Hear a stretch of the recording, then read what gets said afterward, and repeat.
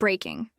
Elon Musk has just exposed what he claims are secret UK government documents live on X, and Keir Starmer's administration is scrambling for damage control.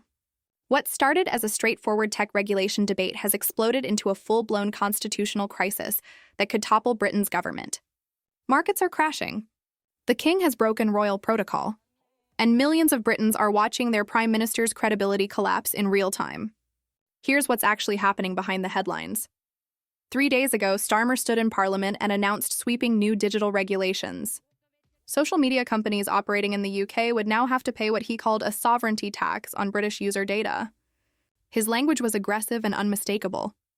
The era of tech billionaires exploiting British citizens ends today. The announcement was calculated to appeal to Labour's base, ordinary workers tired of feeling like products being sold by Silicon Valley. But Starmer badly miscalculated what would happen next. Elon Musk wasn't interested in quiet negotiations or diplomatic back channels. Instead, he went nuclear. During a Tesla board meeting broadcast live on X yesterday morning, Musk dropped a bombshell that left political commentators speechless. He released documents that he claims show Labour's internal strategy for monitoring and potentially restricting political speech online ahead of next year's general election. They don't want regulation, Musk told his 180 million followers with barely concealed contempt. They want complete control over what British citizens are allowed to read, watch, and say online. This isn't about protecting anyone. It's about protecting their own power. The reaction was instantaneous and brutal. Within 3 hours of Musk's statement, the pound sterling dropped 2.8% against the dollar, the sharpest single-day decline in over a year. Technology stocks across European markets fell as investors began pricing in the risk of a full-scale regulatory war between Silicon Valley and European governments. The FTSE 100 shed 2.4% by closing bell. The Treasury was forced to issue an emergency statement at 2:15 p.m., attempting to calm markets. But the damage was already done. Former Bank of England advisor Timothy Harrington called it a devastating blow to UK financial credibility at exactly the wrong moment for our economy. But these aren't just numbers flashing on trading screens in the City of London. British pension funds lost an estimated $1.9 billion in market value in a single trading day. That's real retirement savings belonging to teachers, nurses, factory workers, and civil servants who've spent decades contributing to the system. And whilst their futures were evaporating, the real shock was still coming. Here's where this story takes an absolutely unprecedented turn that historians will be analyzing for decades. King Charles broke 70 years of carefully maintained royal protocol during yesterday's Privy Council meeting at Buckingham Palace. With senior government ministers sitting just feet away, the king delivered what palace insiders are describing as a barely concealed rebuke of Starmer's entire approach to digital regulation and free speech. Britain's greatest strength has always been its commitment to open debate and the free exchange of ideas, Charles stated with unusual gravity and unmistakable emphasis. Any attempt to restrict that freedom, regardless of good intentions, risks undermining the very foundation of our democracy. The words were chosen carefully, but their meaning was crystal clear to everyone in that room. Royal sources speaking on condition of anonymity confirmed that the king had personally reviewed Musk's leaked documents before they went public and spent several hours with constitutional experts, discussing the monarchy's proper role in protecting free speech during a political crisis. Royal historian Dr. Sarah Mitchell told the BBC that this represents the most significant royal intervention in active political affairs since the abdication crisis of 1936. The constitutional implications are staggering. The optics for Starmer are absolutely catastrophic. He now appears to be opposed not just by tech billionaires and opposition parties, but by the crown itself. But the political earthquake doesn't stop at palace walls. A YouGov poll released this morning reveals that 62% of Britons, including 48% of people who voted Labour in the last election, actively oppose government restrictions on social media content. Protests erupted yesterday evening in Manchester, Birmingham, Leeds, and Glasgow, with thousands of people taking to the streets. In Manchester, crowds chanted, "Hands off our internet," outside the BBC studios. In Birmingham, protesters carried signs reading, "Free speech isn't negotiable," and "Starmer equals censorship." This isn't astroturfed or organized by political parties. This is genuine grassroots anger at what millions see as government overreach. Conservative leader Rishi Sunak wasted absolutely no time capitalizing on Labour's crisis. At an emergency press conference yesterday evening, he declared, "This government would rather silence its critics than solve the real problems destroying ordinary British lives: the NHS waiting list crisis, skyrocketing energy bills, and economic stagnation. They've lost their way, and they've lost the trust of the British people." Coming from Sunak, those words carry a particular weight given his own government's recent defeat, and that contrast between government priorities and citizen suffering is exactly what's destroying Labour's credibility right now. Government expense reports obtained through Freedom of Information requests show that 3 cabinet ministers claimed over $47,000 in entertainment expenses in just the last 3 months. That's taxpayer money spent on fancy dinners, premium wines, and luxury travel, whilst ordinary Britons are making impossible choices between heating and eating. Let me give you a specific example that cuts through the statistics. Margaret Thornberry is a 73-year-old retired nurse from Sunderland who spent her entire career working in the NHS. Last Tuesday, she fell at home and broke her hip. She waited 14 hours lying on a hospital trolley in a crowded corridor before she could be seen by an orthopedic surgeon. When reporters found her story, she was crying. "I paid into this system for 51 years, she said through tears. "I did everything right. I worked hard, paid my taxes, followed the rules, and now when I desperately need help, there's nothing.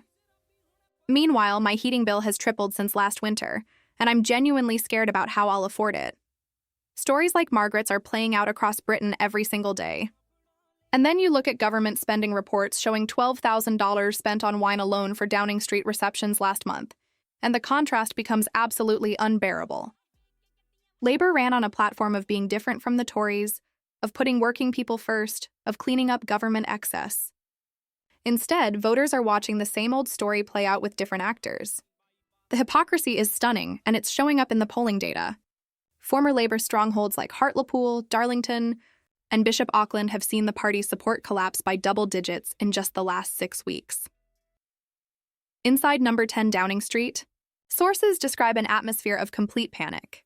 Home Secretary Yvette Cooper reportedly threatened to resign in a heated cabinet meeting unless the digital regulation bill is substantially weakened or delayed. Chancellor Rachel Reeves was overheard by staffers telling senior advisors that Starmer completely miscalculated Musk's influence and willingness to fight back publicly. Private WhatsApp groups among Labour MPs, messages that have been leaked to The Telegraph, show at least 15 backbenchers expressing serious doubts about the wisdom of confronting Musk directly. One MP wrote, "We're picking a fight we cannot possibly win with someone who has a bigger megaphone than our entire party combined." Crisis management teams are working through the night, drafting multiple response strategies, but insiders say there's no clear path forward that doesn't involve significant political damage. Now here's the bombshell that could genuinely end Keir Starmer's career as Prime Minister. Leaked internal documents reportedly show that Labour's strategy team conducted extensive polling on internet censorship and digital regulation 3 months before Musk's takeover of Twitter. According to multiple sources who claim to have reviewed the research, the polling showed that 76% of British voters would oppose any form of government restrictions on social media content. The research allegedly warned in explicit terms that pursuing such policies would be politically catastrophic for the party. But Starmer pushed ahead anyway, apparently convinced he could overcome initial public resistance through messaging and media management. If these documents are authentic, and 3 former cabinet ministers have privately confirmed their existence to 2 Sunday Times journalists, then this means the Prime Minister knowingly ignored both clear public opinion and explicit warnings from his own advisors. He saw the data showing voters would hate this policy, and he did it anyway. The Sunday Times is running a full exposé this weekend that will reportedly include sworn testimonies from civil servants who were present when Starmer dismissed the polling data. One advisor claims the Prime Minister said voters were experiencing temporary confusion and that they'll thank us later when they understand what we're protecting them from. That level of patronizing arrogance, treating voters like children who don't understand their own interests, and is exactly the kind of thing that destroys political careers. Meanwhile, Nigel Farage is expertly capitalizing on every second of Labour's meltdown. His Reform UK party has surged to 23% in the latest polls, just 5 points behind Labour's rapidly shrinking 28%. That's not a protest vote anymore. That's a genuine existential threat to Labour's hold on power. Farage has found the perfect wedge issue, and he's driving it home with devastating effectiveness. At a packed rally in Birmingham this morning, he declared to thunderous applause, "When governments fear their citizens speaking freely, then citizens should fear their government." Starmer thinks you're too stupid to decide what information you can handle. He thinks you need him to protect you from dangerous ideas. I think you're smart enough to make your own decisions. The crowd went absolutely wild. Elon Musk retweeted video of Farage's speech to his 180 million followers with a simple comment, "Britain deserves better leadership than this." That endorsement is worth more than any amount of traditional campaign spending. Farage is now positioning himself as the champion of free speech and individual liberty against what he's calling Starmer's censorship state. And it's working. 3 major trade unions that have traditionally been Labour's most reliable backers issued a highly unusual joint statement yesterday, expressing profound concern about potential job losses if major tech companies withdraw planned investments from the UK. They stopped carefully short of withdrawing their support for the party, but they explicitly threatened to review all financial contributions if the situation continues to deteriorate. Without union funding, Labour's campaign war chest could shrink by millions of pounds before the next general election. That's not just symbolically damaging. It's operationally crippling for a party that relies heavily on union money. Parliament reconvenes tomorrow morning, and Labour is facing serious talk of no-confidence motions from the opposition. Technology stocks continue bleeding value. Foreign investors are quietly pausing UK projects worth billions whilst they wait to see if this government can survive. 5 major tech companies have already announced they're reviewing planned British investments totaling $8.7 billion. JP Morgan downgraded Britain's investment outlook to cautious for the first time since the pandemic. The question at this point isn't whether Starmer will be forced to retreat from his digital regulation plans. That seems inevitable now. The real question is whether his government can survive the week. What we're witnessing in real time is a complete political collapse triggered by one fundamental miscalculation: underestimating the massive power shift that's occurred from traditional governments to global tech platforms. Starmer tried to fight the future with tools from the past, and he's being destroyed for it. So here's what actually matters right now. Did Keir Starmer just destroy his own government by picking a fight he couldn't possibly win? Is Elon Musk genuinely defending free speech principles, or is he just a billionaire protecting his business empire from regulation? And if this crisis deepens further, will King Charles make another unprecedented intervention to protect British democratic freedoms? Drop your honest take in the comments below. We genuinely read every single one, and we want to know where you stand on this. If this story shocked you or made you angry, share it right now with everyone who needs to see what's really happening in Westminster, because the mainstream media is already working overtime to downplay this crisis and protect the government. Tomorrow, we're breaking down the American political figures who are secretly backing Musk in this fight. And trust me, you absolutely won't want to miss it. This story is just getting started.